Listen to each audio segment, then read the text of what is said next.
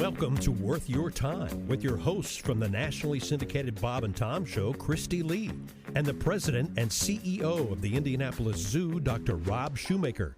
Our mission to inform, entertain, and educate with guests from all aspects of life. We guarantee there isn't another podcast that features two hosts with such different backgrounds and discussions with remarkable people doing exceptional things. So let's get started. Here are your hosts, Kristi Lee and Dr. Rob Shumaker. Well, here we are again, Worth Your Time with Dr. Rob Shumaker and Kristi Lee. And Dr. Rob, our guest, is so special today that she is live and in person with me, and you are on Zoom because we caught you on vacation. Where exactly are you?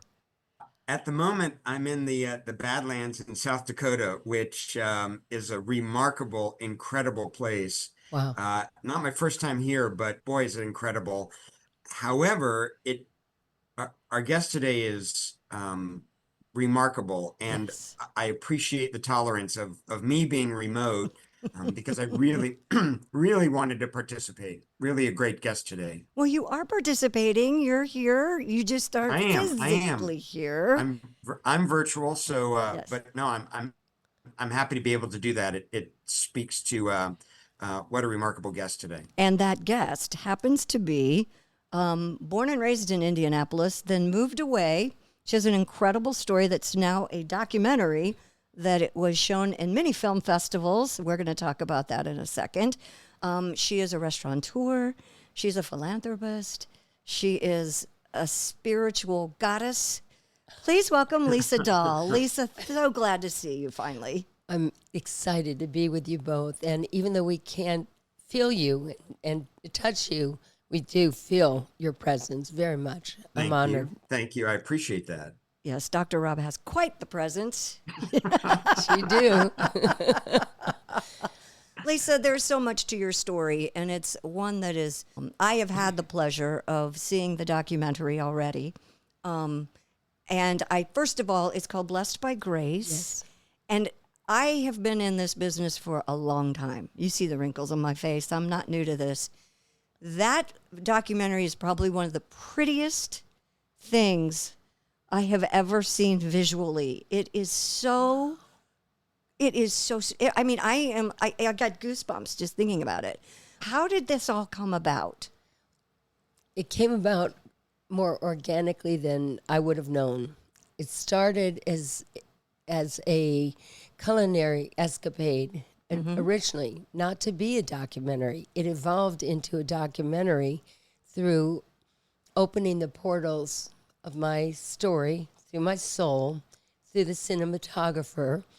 Who is, by the way? Eric Wolfinger. Eric, kudos, sir. Isn't he Kudos. amazing? And Yes. he's also a James Beard food photographer. Oh. And so that's how it began, with wanting to do vignettes of different cooking aspects that I do in my daily life through the 6 restaurants in Sedona. Yeah, I kind of jumped ahead. I should have really started with the beginning, huh, Dr. Rob? Well, I got so excited about this documentary that yes, we do have to start at the beginning. It's all relevant, honestly, Kristi Lee.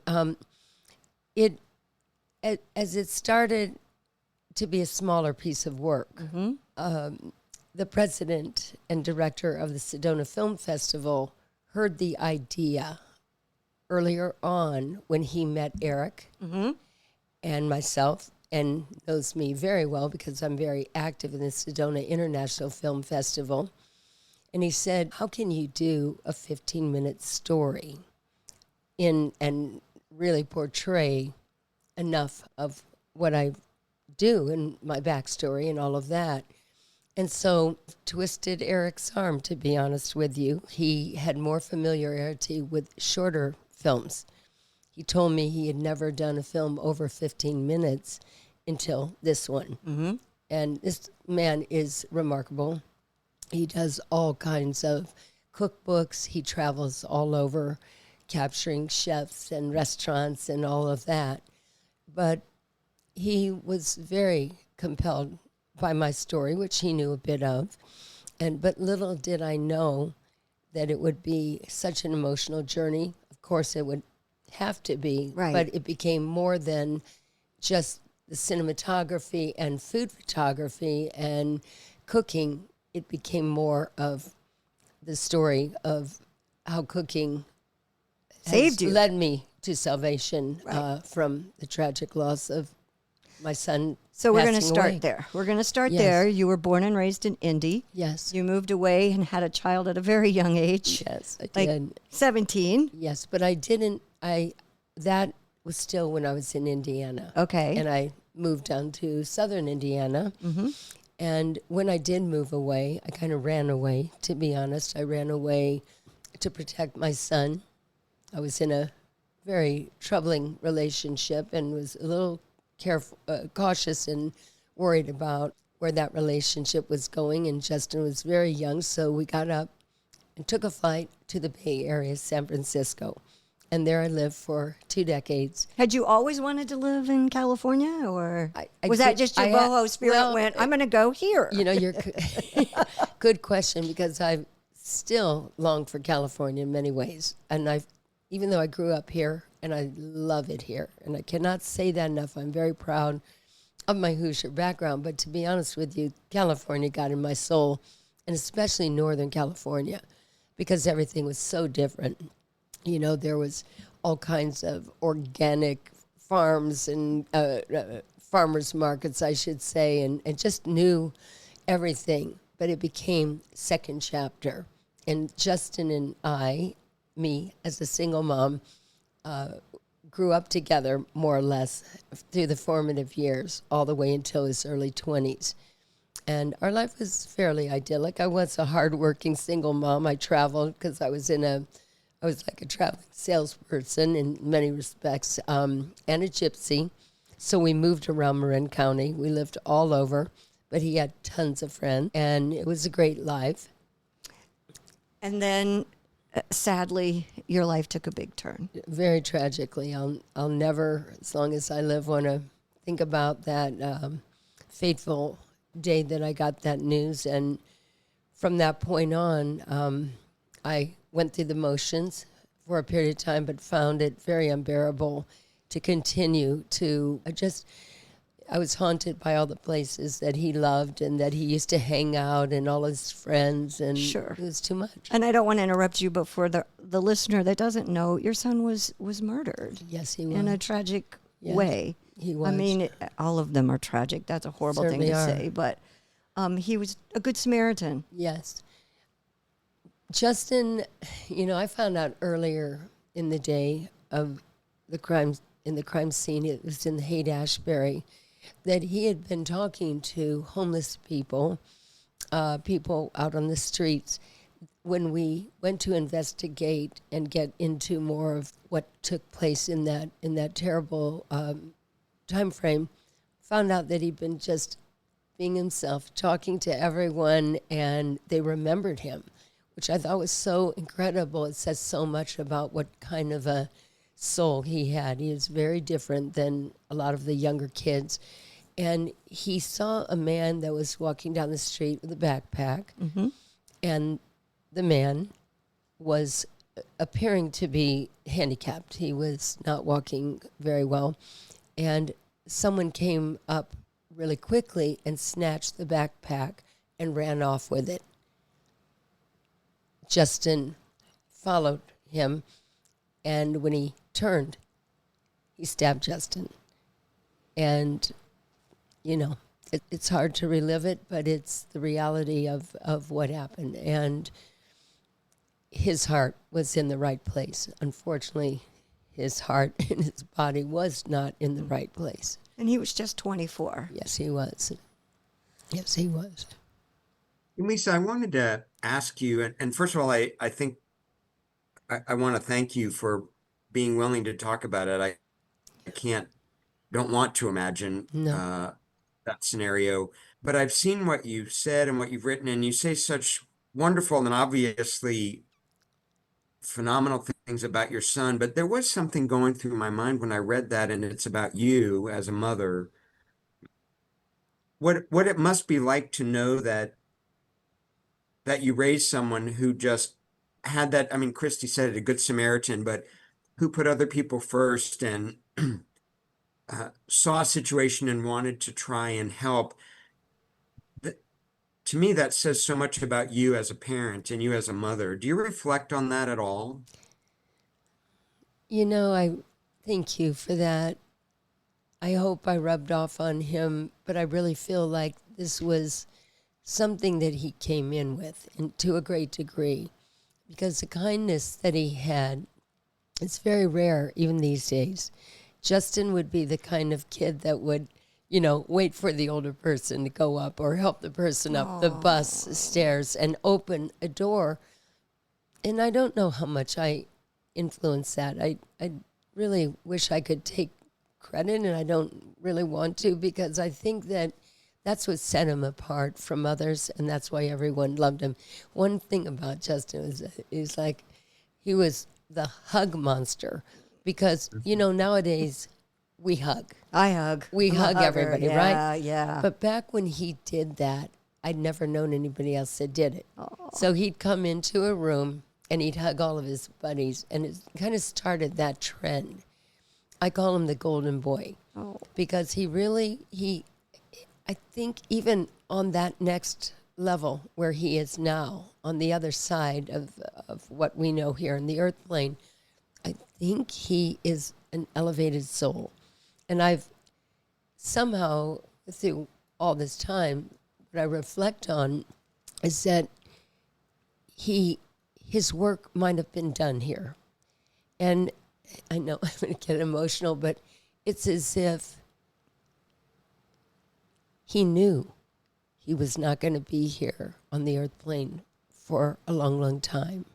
So he came in as an old soul. He really did. And he was evolved, and I think he still is.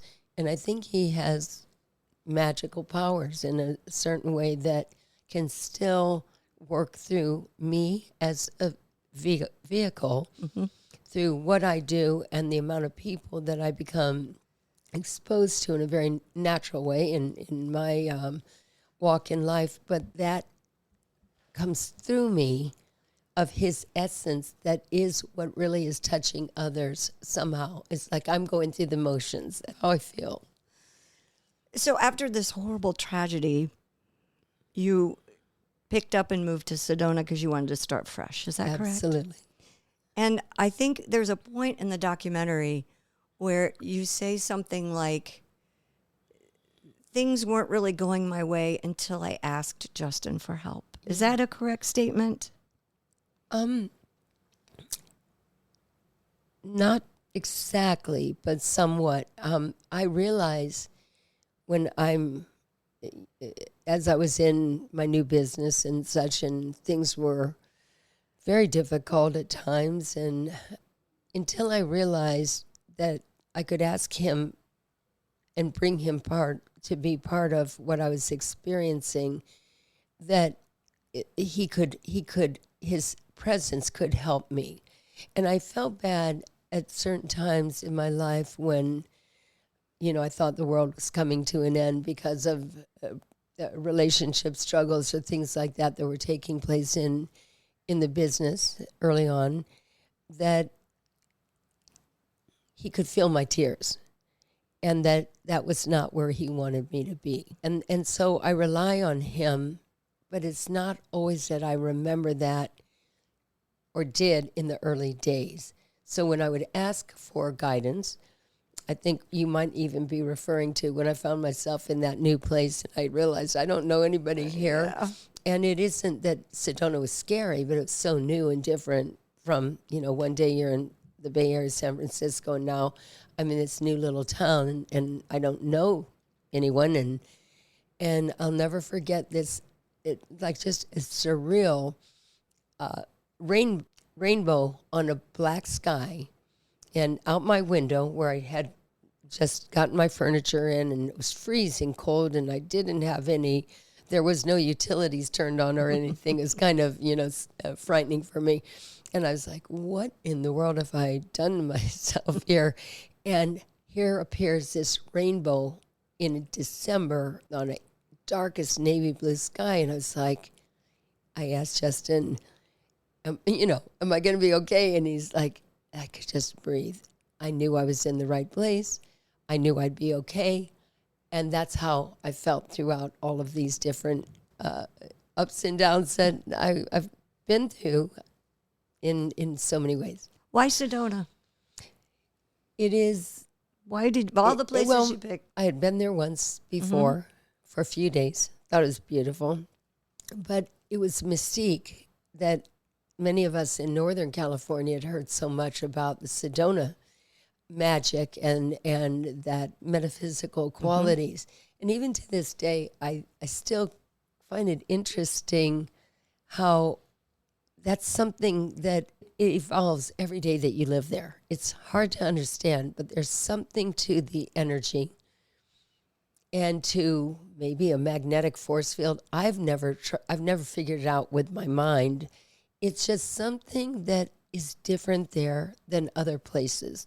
The closest I've ever felt this type of mystical energy is in Hawaii. Okay. There's a similar feeling, but Sedona is unto itself a very different kind of place, and it will support you if it wants to.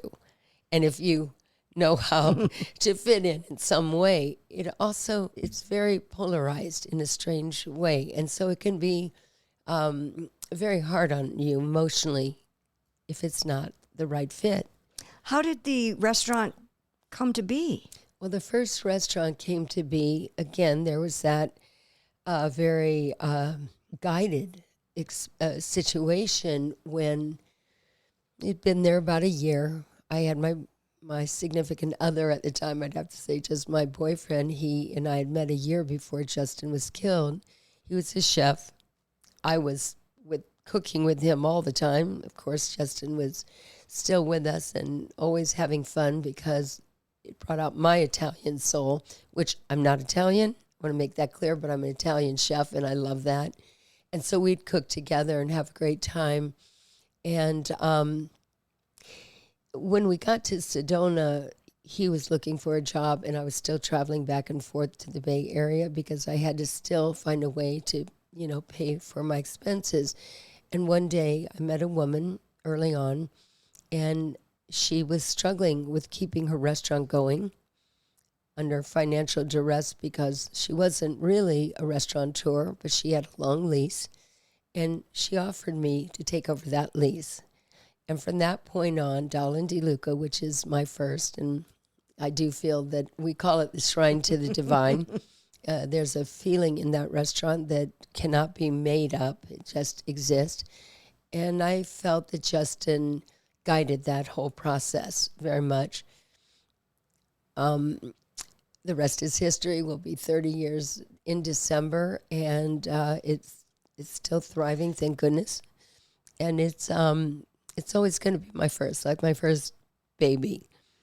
Well, I have not been to your restaurants. Dr. Rob, have you been to Sedona?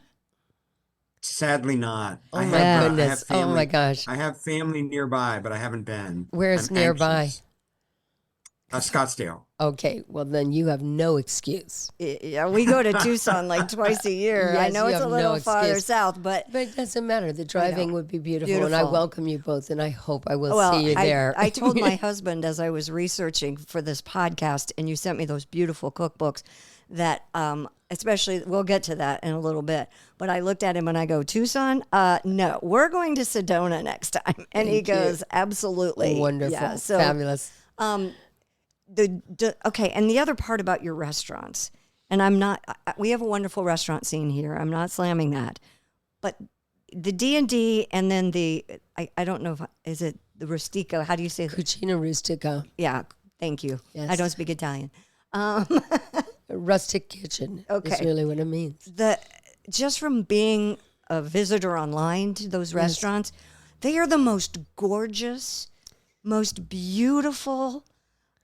It took my breath away. Thank you. Did that all come from within, or have you always been artistic like that, or creative? I feel very blessed that you said that, and the design aspect of creating scapes in restaurants that leave you with a lingering experience, along with, of course, the cuisine, is something I feel in a way that was actually my calling. my mother was very creative with her clothing stores. She was here in Indianapolis for years, and she was really the pioneer as a woman entrepreneur very early on with her famous clothing stores. They were in my mom's namesake, Dorothy's. Oh, sure, of Yeah, course. That and was your mom? That's my mom. Oh, my goodness. And so I she grew wa- up here. Dr. Rob didn't, so he doesn't get that reference. But Well, I'm it's- very well. I I'm very. Thank did you. not shop at Dorothy. No, Yes. you did not. No, but many of the race car wives Sure. did, and husbands did for their wives. And they were, what was significant to that is that my mom was kind of a trendsetter. You know, there weren't that many women entrepreneurs back then. So my mom was very creative and very, she's like a visionary in that field.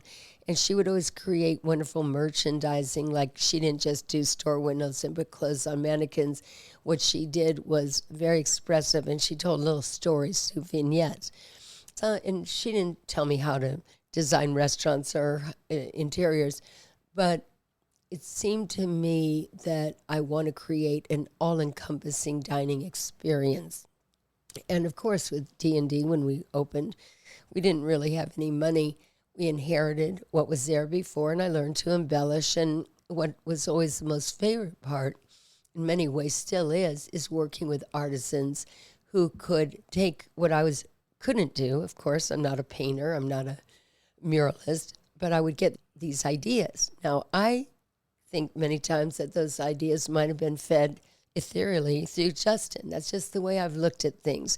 But I would get a vision like, oh, wouldn't that be incredible to do angels on the ceiling and things like that. But what was so great, and it is still such a turn on to me, would be to somehow magnetically be connected with artists or an artist, one perhaps, and help carry the vision throughout the theme of the restaurant.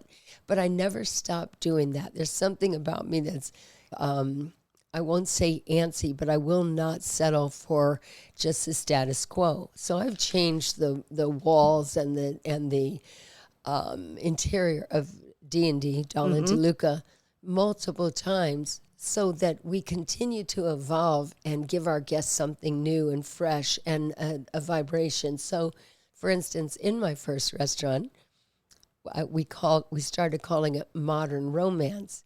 So I took all the walls and I worked with this incredible Venetian plasterer and created a whole different color palette. And then I build around that. And I've done that with 6 restaurants, and I love that. I think when I really analyze what it's all about, for me, I adore cooking. I mean, that is the most important part. We haven't even gotten there yet.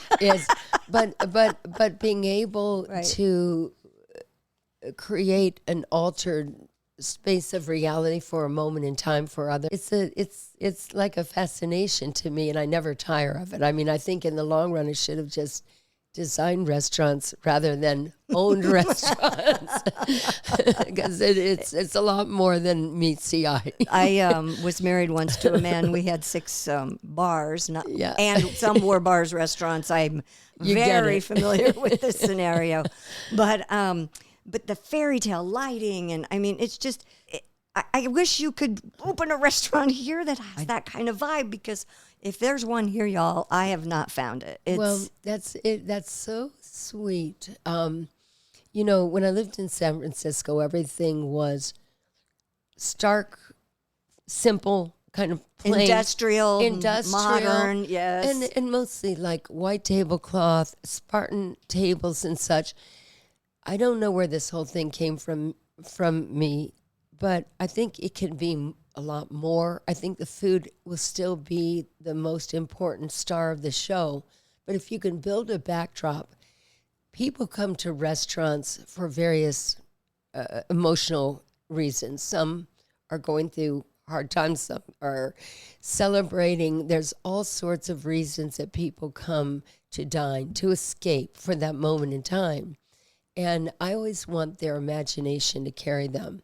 And so when I started my second restaurant, Cucina Rustica, which was just an open space, I collected doors and gates and windows, antiques from all over. Mm-hmm. So when you did look on the website, those doors are ancient. And that to me is like such a wonderful mystery of like, what do they know? where they lived. Where If did they that door came from the go? Morocco, what it Yes. went through. There was a time that I was able to collect all these antiques, put them into a storage unit before we started to build, but they were architecturally embedded into the purpose of the different rooms. So each room tells a different story.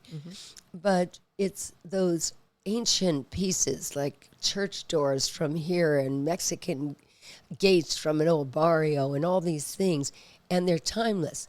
But what they allow, I think my tagline is, let the doorway to the imagination await you, because you might come in and think that you're in ancient Spain or you're in Tuscany, wherever that is. It transports you, and it's part of what makes it so unique. Why don't we take a break right here? This is a good opportunity for us to pause, and we will come back with more of our conversation with the beautiful Lisa Dahl. We're going to talk more about your foundation and some of the wonderful things you're doing for people in the Sedona area, along with these beautiful restaurants. We'll be back with more of Worth Your Time. You've been listening to Worth Your Time with Dr. Rob Shumaker and Kristi Lee. If you like what you hear, please give a review wherever you get your podcasts. And don't forget to tell your friends. Word of mouth is the best compliment. Thanks to our producers, Chris Spangle of Leaders and Legends, LLC.